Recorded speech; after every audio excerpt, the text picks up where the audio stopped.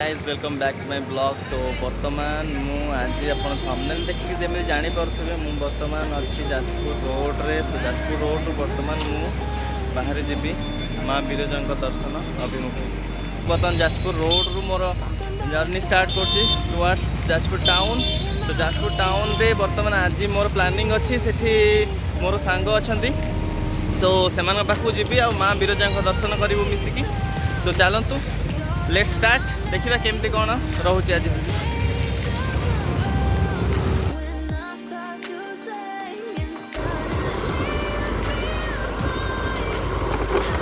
सो बर्तमान आम आसिक पहुँची जाइछंती पानी कोइली छकरे। सो पानी कोइली छकरे बर्तमान आम जमी आप देखिपारे ये पानी कोइली छक। ये बिरजा मंदिर 30 किलोमीटर रही। तो चलतु देखा। तो यहीटा आमर 34 छक जोटा कि NH16 रु जदि NH16 रु बर्तमान राइट वे टर्न नहीं जावा जो आम जाएंगे बिरजा मंदिर पाखे जा।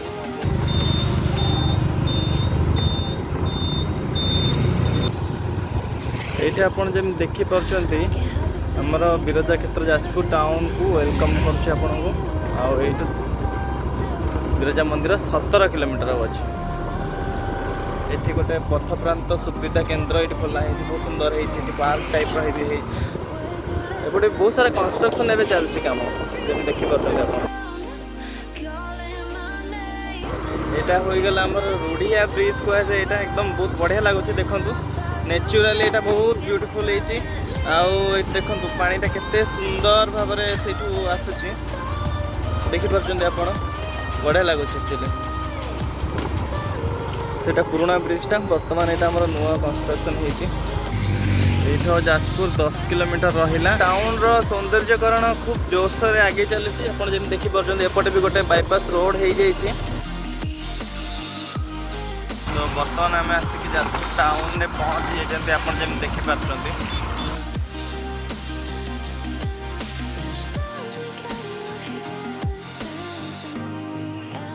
सो फाइनाली आम आसिक माँ बिरजा मंदिर में पहुँची सारी। सो बिरजा मंदिर एक ऐतिहासिक हिंदू मंदिर जहाँकि ओडिशार राजधानी भुवनेश्वर उत्तर को 125 किलोमीटर दूर में अवस्थित। वर्तमान मंदिरटी 13th सेंचुरी रे निर्मित होइछि। एठारे मुख्यतः देवी दुर्गा पूजा पाउछंती। एही मंदिर जोगु जाजपुर बिरजा क्षेत्र बा बिरजा पीठ नाम नामित। किंबदंती अनुसार जेतेबेले दक्ष प्रजापति तांकर यज्ञ को महादेव को आमंत्रित करिनथिले, माता सती क्रोधित होई यज्ञ कुंडरे झास देइथिले। एथिरे क्रोधित होई महादेव माता सतींकर मृत शरीर को धरी तांडव नृत्य करथिले। तांकर क्रोध को शांत कराइबाकु जाई श्री विष्णु तांकर सुदर्शन चक्र द्वारा देवींकर मृत शरीर को खंड विखंडित कर देथिले।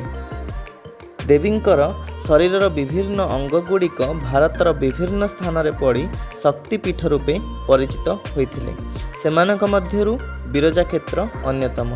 एठारे देवींकर नाभि अंश पड़िथिबारु एहा नाभिगया नाम रे मध्य परिचित।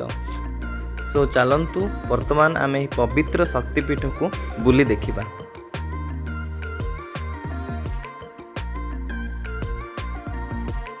फाइनाली आम आसिक बिरजा मंदिर में पहुँच जाइए आप देखिपारे बर्तमान। तो भाई मोर मो सहित अच्छी भाई खाली बुलिया मंदिर। तो देखु बर्तमान ये मो पछपटे मंदिरटा रहा आप देखिपारे। तो चलतु देखा केमती कौन हो कौन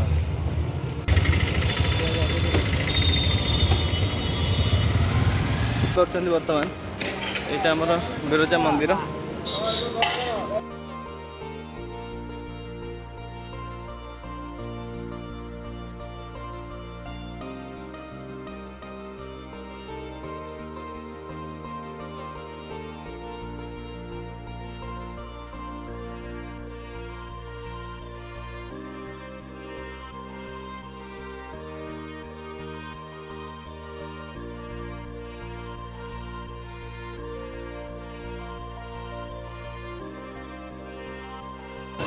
तू कहीं खसी पड़ी जाए देखंतु एटा हला माँ बिरजा मंदिर जोटा कि विश्व प्रसिद्ध आउ एठी सबुदिन हजार हजार हजार हजार लक्ष लक्ष भक्तंकर जनसमागम होता है। एपटे साइड देखो दीप आप किपर दीप यू। तो प्रथम चलतु मुझे चतुर्पार्श्व देखी दूसरी आपन को मंदिर सौंदर्यकरण कार्य चली बर्तमान ये बोधे मुझे देखिपुँ यहाँ बोधे नाट मंडप हम ये देखु बहुत सुंदर है मंदिर कारुकार्य अति उच्चकोटी रही।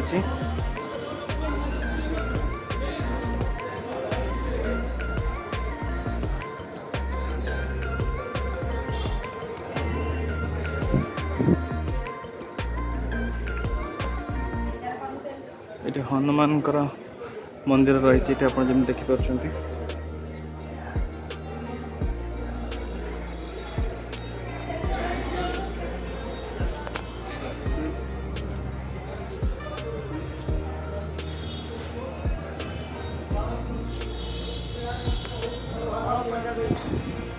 ये माँ बगलामुखी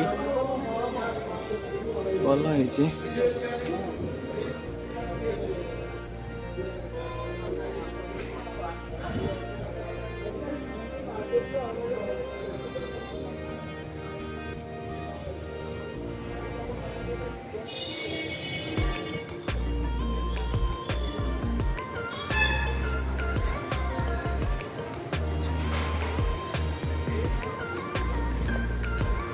ये आपणकर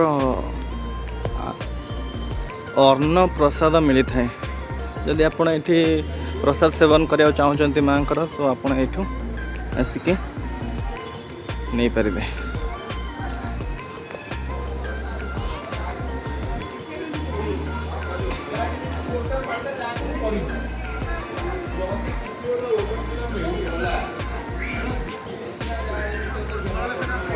ये आमर बट वृक्ष रही जो भी मानसिक करके बहुत संख्यार लोक मैंने आसिक धागा बांधि था निहाती विश्वास करा जाए ये बांधा द्वारा मनस्कामना पूर्ण होता है। ये पार्श्व बहुत देवादेवी रही।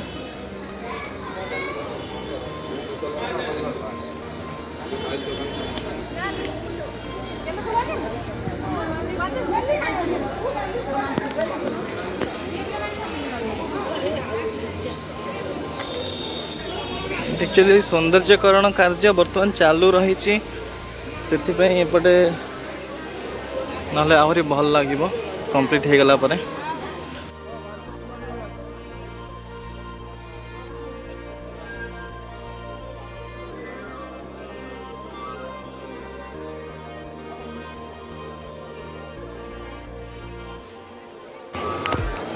यहाँ माँ मुखशाला बहुत सुंदर लगुच।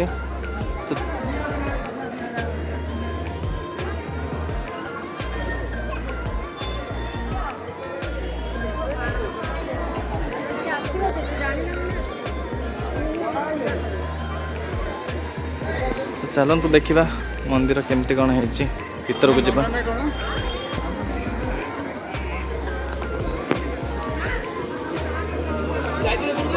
सेपटे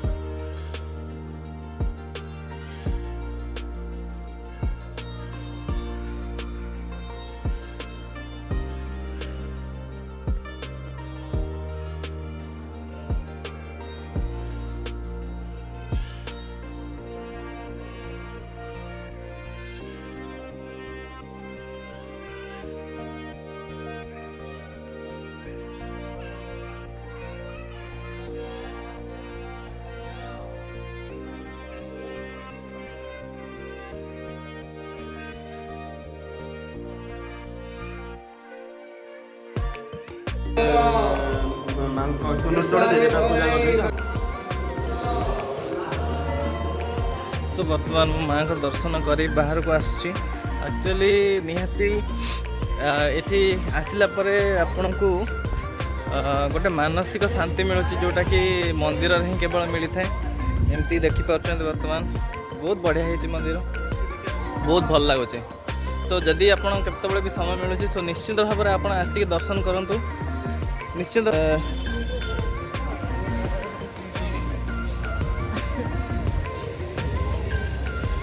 ବହୁତ ମାନେ ବହୁତ ଲୋକଙ୍କର ଜନସମାଗମ ହେଇଥାଏ ଆଉ ବହୁତ ଭଲ ଲାଗୁଛି ମୋତେ ଆସିକି ଏଠିକି। ତ ନିଶ୍ଚିତ ଭାବରେ ଆପଣ ଆସନ୍ତୁ, ନିଶ୍ଚିତ ଭାବରେ ବୁଲିକି ଯିବେ। ତ ଆଶା କରୁଛି ଆଜିର ଭିଡ଼ିଓଟି ଆପଣଙ୍କୁ ନିଶ୍ଚିତ ଭାବରେ ଭଲ ଲାଗିଥିବ। ସୋ ଯଦି ମୋର ଭିଡ଼ିଓ ଆପଣମାନଙ୍କୁ ଭଲ ଲାଗୁଛି ତ ନିଶ୍ଚିତ ଭାବରେ ଲାଇକ୍ ସେୟାର ଆଣ୍ଡ ସବସ୍କ୍ରାଇବ୍ କରିବେ। ଆଉ ଆଜିର ବ୍ଲଗ୍କୁ ଏଇଠି ଶେଷ କରିବା। See you in the next blog. ଜୟ ଜଗନ୍ନାଥ, ଜୟ ମା ବିରଜା।